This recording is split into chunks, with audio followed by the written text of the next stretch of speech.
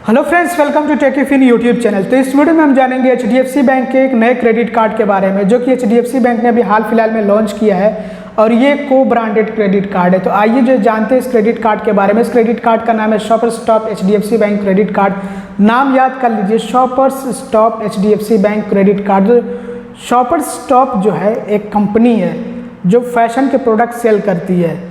तो इसने क्या किया है कि ऑनलाइन प्लेटफॉर्म बना रखा है, मतलब कि वेबसाइट बना रखा है, जैसे अमेज़ॉन, फ्लिपकार्ट, मीशो, मिंत्रा और कौन कौन सी वेबसाइट है यार, मुझे तो नाम भी इतने याद नहीं है, और नायका। तो बहुत तरह की वेबसाइट्स हैं ना, जैसे ऑनलाइन शॉपिंग के लिए।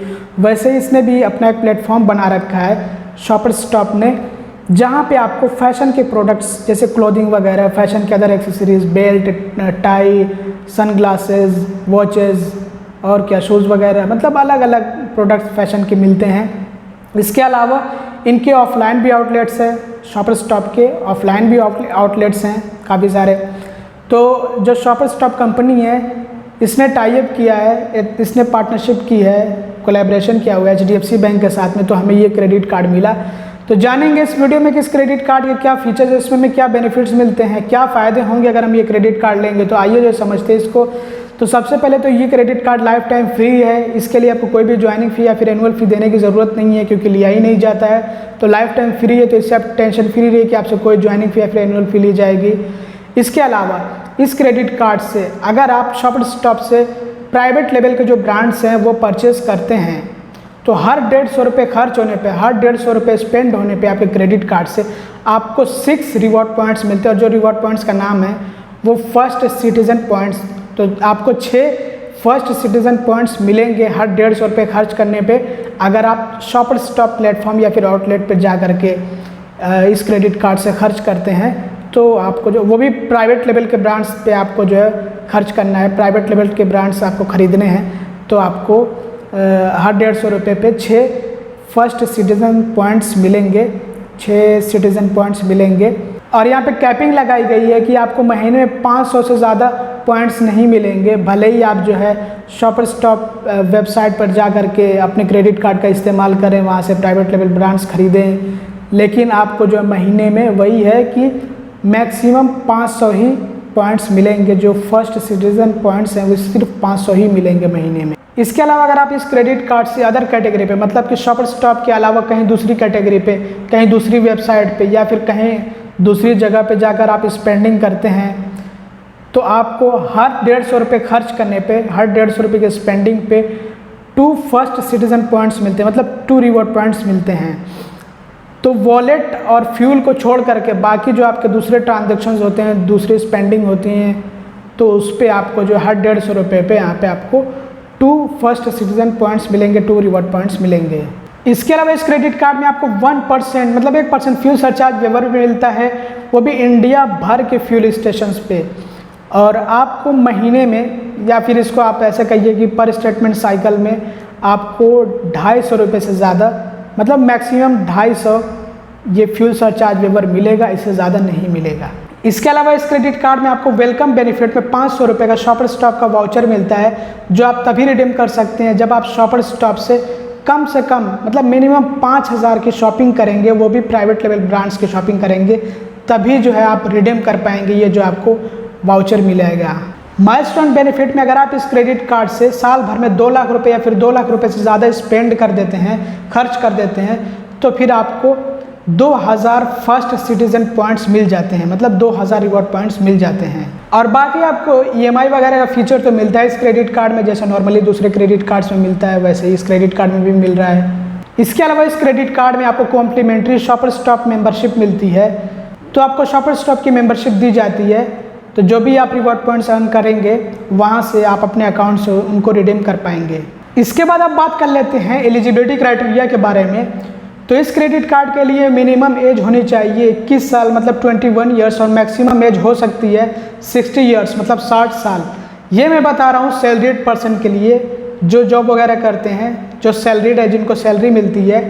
तो जो मिनिमम सैलरी होनी चाहिए है वो 20,000 रुपये या फिर 20,000 से ज़्यादा होनी चाहिए, 20,000 या फिर 20,000 से ऊपर होनी चाहिए है। और इंडियन नेशनल होना ज़रूरी है, मतलब इंडियन होना ज़रूरी है, समझ लीजिए। इसके अलावा जो सेल्फ एम्प्लॉयड पर्सन है, मतलब कि जो बिज़नेस पर्सन है, जो खुद का बिज़नेस करते हैं, तो उनके लिए जो मिनिमम एज होनी चाहिए है वो भी 21 ईयर्स, मतलब 21 साल कम से कम, और मैक्सिमम 65 ईयर, मतलब कि 65 साल ज़्यादा हो सकती है। इसके अलावा जो एनुअल इनकम होनी चाहिए, मतलब ITR जो होना चाहिए है वो 6 लाख रुपए का या फिर 6 लाख रुपए से ज़्यादा का होना चाहिए। अगर आपको ये क्रेडिट कार्ड अप्लाई करना है तो ऑफलाइन अप्लाई होगा। इसके लिए आपको अपने HDFC बैंक के नियरेस्ट ब्रांच पे विजिट करना होगा, क्योंकि यहाँ पे ऑनलाइन अप्लाई करने का कोई ऑप्शन नहीं है। इस क्रेडिट कार्ड को ऑनलाइन अप्लाई करने का कोई ऑप्शन यहाँ पे नहीं मिल रहा है। बात कर लेते फीस और चार्जेस के बारे में, तो जैसे मैंने आप लोगों को बताया कि life time free credit card है, तो दूसरे चार्जेस के बारे में हम यहाँ पे बात करते हैं। तो इंटरेस्ट चार्ज जो आमतौर पर HDFC बैंक अपने क्रेडिट कार्ड्स के लिए लेता है, वैसे तो अलग अलग तरह के क्रेडिट कार्ड्स हैं, लेकिन ज़्यादातर जो क्रेडिट कार्ड के लिए HDFC बैंक इंटरेस्ट चार्ज करता है वो 3.6% पर मंथ होता है और पर एनम 43.2% होता है। तो ये जो इंटरेस्ट चार्ज होता है ये आपसे तब लिया जाता है जब आप अपने क्रेडिट कार्ड के बिल का पेमेंट इंटरेस्ट फ्री पीरियड के अंदर नहीं करते हैं, या फिर आप अपने क्रेडिट कार्ड से कैश विड्रॉल कर लेते हैं, पैसे निकाल लेते हैं, तब आपसे लिया जाता है। कैश एडवांस चार्जेस, जिसको हम कह सकते हैं कैश विड्रॉल चार्ज, मतलब कि पैसे निकालने के लिए चार्ज हमसे लिया जाता है। अगर हम अपने क्रेडिट कार्ड से पैसे निकालें तो हमको चार्ज देना पड़ेगा। तो 2.5% of the cash withdrawal amount, मतलब जितना हम जो है कैश विड्रॉल करेंगे, पैसा निकालेंगे, उसके 2.5%, 2.5% हमें जो है कैश विड्रॉल का चार्ज देना पड़ेगा। और कम से कम यहाँ पे हमें 500 रुपये का चार्ज देना पड़ेगा। मान लीजिए हमने बहुत कम पैसे निकाले, 1000-2000 रुपये निकाले हैं, उस पर हम 2.5% कैलकुलेट करें तो बहुत ही कम अमाउंट आएगा। तो ऐसे में हमें कम से कम 500 रुपये का चार्ज देना होगा। और अगर हमने बहुत ज़्यादा पैसे निकाले हैं और वहाँ पे हम कैलकुलेट करें 2.5%, तो वो ज़्यादा हो जाएगा 500 रुपये से, तो हमें जो 2.5% देना होगा, तो जो भी ज़्यादा होगा वो हमें देना होगा। लेट पेमेंट चार्जेस 100 रुपये से लेकर के 1300 रुपये तक हो सकते हैं, डिपेंडिंग कि आपका जो ओवर ड्यू अमाउंट है, मतलब जो आपका टोटल आउटस्टैंडिंग बैलेंस है जिसका आपने पेमेंट नहीं किया है, या फिर स्टेटमेंट बैलेंस जिसका आपने पेमेंट नहीं किया, जो बकाया राशि है वो कितना है, डिपेंड करता है उस पर। तो उसी हिसाब से हमें जो है यहाँ पे लेट पेमेंट चार्ज देना होता है। ये 100 रुपये से लेकर के 1300 रुपये तक हो सकता है। आप अपनी स्क्रीन पर देख लीजिए कि कितने बकाया राशि पे हमें कितना जो है लेट पेमेंट चार्ज देना होगा। इसको मैं ऑलरेडी एक्सप्लेन कर चुका हूँ, उस पर सेपरेट वीडियो बना चुका हूँ। तो मैं क्रेडिट कार्ड के टर्म्स को एक्सप्लेन करता हूँ, तो उस वीडियो में मैंने एक्सप्लेन कर दिया हुआ है। बहरहाल मैं चार्जेस के बारे में आप लोगों को जानकारी दे रहा हूँ। ओवर लिमिट चार्जेस, जब हम अपने क्रेडिट कार्ड से ओवर लिमिट स्पेंडिंग कर देते हैं, मतलब कि हमारे क्रेडिट कार्ड की जितनी लिमिट है उससे ज़्यादा हम अपने क्रेडिट कार्ड से खर्च कर देते हैं। अगर 50,000 लिमिट है और उसमें हमने 55,000 खर्च कर दिए तो उसके लिए हमें चार्ज देना होगा। तो ओवर लिमिट यहाँ पे चार्ज जो है 2.5% of the over limit amount, मतलब जितना हम पैसा खर्च करेंगे, मतलब जितना हम ओवर लिमिट अमाउंट स्पेंड करेंगे, अगर वो ओवर लिमिट अमाउंट 5,000 है तो 5,000 पे 2.5% कैलकुलेट किया जाएगा, मतलब 2.5% कैलकुलेट किया जाएगा। और अगर इससे ज़्यादा है, मतलब जितना भी अमाउंट हमने ओवर लिमिट में स्पेंड किया है, लिमिट बढ़ा करके स्पेंड किया है, तो वो सब जो है कैलकुलेट किया जाएगा ओवर लिमिट स्पेंडिंग में। कहने का मतलब ये है कि अगर 50,000 की हमारे क्रेडिट लिमिट है और 50,000 से ऊपर हम स्पेंड करते हैं, तो वो 50,000 से जितना हम ऊपर स्पेंड करेंगे वो सब ओवर लिमिट में आएगा, तो उस पर ओवर लिमिट चार्ज लगेगा, जो कि 2.5% है, 2.5% है, जिसमें कि कम से कम हमें जो है 550 रुपये का चार्ज देना होगा। और इसको मैं अभी एक्सप्लेन कर चुका हूँ कैश एडवांस चार्ज में। पेमेंट रिटर्न चार्जेस, अगर हमारे क्रेडिट कार्ड का पेमेंट रिटर्न होता है किसी वजह से, तो उसके लिए हमें 2% of the payment amount charge देना होगा, जिसमें कम से कम हमें 450 रुपये का चार्ज देना होगा।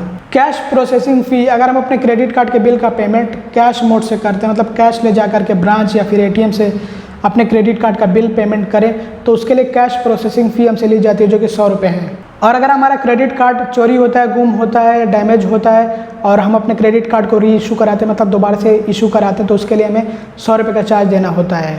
Foreign currency transaction fee 3.5% of the transaction amount है। अगर हम अपने क्रेडिट कार्ड से किसी फॉरेन करेंसी में, किसी बाहर की करेंसी में, जैसे कि मान लीजिए कि डॉलर में या फिर जो है पाउंड में या फिर यूरो में हम ट्रांजैक्शन कर रहे हैं अपने क्रेडिट कार्ड से, तो फॉरेन करेंसी ट्रांजैक्शन फ़ी हमसे ली जाती है 3.5%, मतलब 3.5%, जितना भी हमने फॉरेन करेंसी में ट्रांजैक्शन किया उसी के।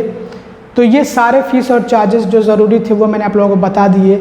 इन सब पे GST इंक्लूड किया जाता है, मतलब कि GST भी ऐड किया जाता है। तो जितने भी फीस और चार्जेस मैंने बताए हैं सब पे आप जो प्लस GST करके GST भी जोड़ते जाइएगा। अभी 18% GST, मतलब 18% GST अभी हाल फिलहाल में ली जा रही है ये इसलिए मैं बताता हूँ क्योंकि जो टैक्स वगैरह होता है ये भी कम ज़्यादा होता रहता है। और यहाँ पे एक बात और मैं क्लियर कर दूँ कि जो फ़ीस और चार्जेस हैं ये भी टाइम टू टाइम चेंज होते रहते हैं। हालांकि बहुत जल्दी चेंज नहीं होते हैं, साल 2 साल 3 साल के बाद जो है चेंज होते रहते हैं, 4 साल 5 साल बाद इस तरह से चेंज होते रहते हैं।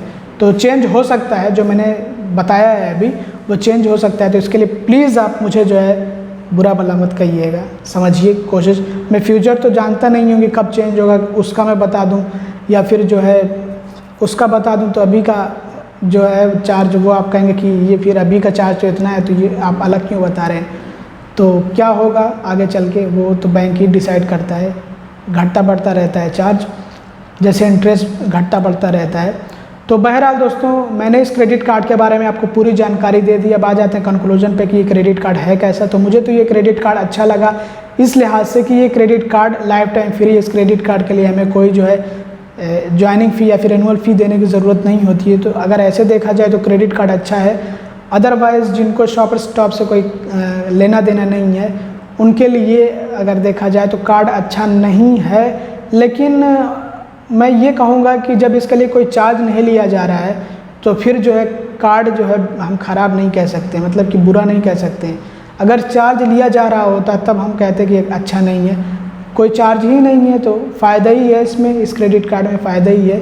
हाँ, अलबत्ता जो आपको फर्स्ट सिटीज़न पॉइंट्स मिलते हैं वो सिर्फ आप रिडीम कर सकते हैं वही जा कर के शॉपर स्टॉप वेबसाइट पे, उनकी आउटलेट वगैरह पे जा कर के आप जो उनको रिडीम कर सकते हैं। ये एक दिक्कत की बात है, अदरवाइज़ इसमें कुछ ऐसा बुरा तो नहीं है, मुझे बुरा तो नहीं लगा। तो बहरहाल एक नॉर्मल सा क्रेडिट कार्ड है, बेसिक क्रेडिट कार्ड है। अगर आपको वीडियो पसंद है तो लाइक ज़रूर करिएगा, चैनल को सब्सक्राइब ना किया तो सब्सक्राइब भी कर लीजिएगा और बेल आइकन को भी प्रेस कर लीजिएगा और नोटिफिकेशन को ऑल कर लीजिएगा ताकि आपको सारे नोटिफिकेशन मिले मेरे वीडियोज़ को। और वीडियो को शेयर ज़रूर करिएगा। Thanks for watching, bye bye.